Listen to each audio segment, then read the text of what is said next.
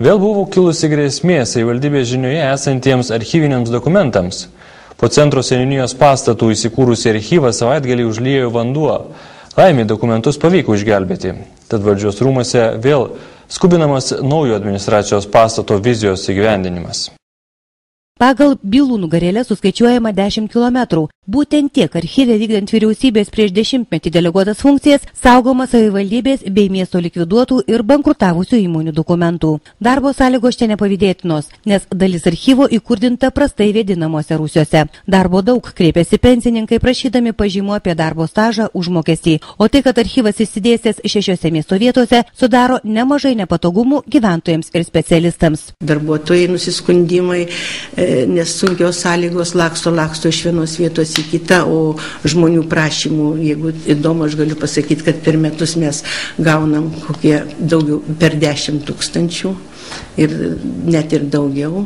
Tai suprantat, o nukreipti, paskirstyti darbą žmonėms, vienam priskirta ta saugykla, kitam ta, o susirga žmogus nepaprastai sudėtinga ir mūsų užduotis įvykdyti.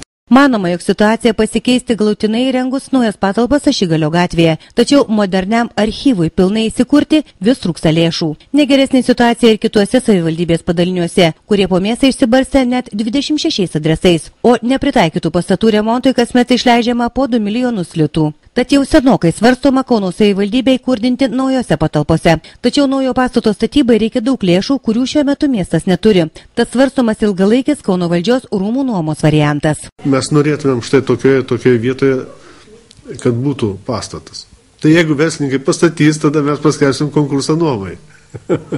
O gal išsinuomosim pirmiausia žemę. Pirmiausiai turėtų taryba, politikai apsispręsti dėl vietos. Jeigu apsispręs dėl vietos, tada bus pavesta administracijos direktoriui organizuoti.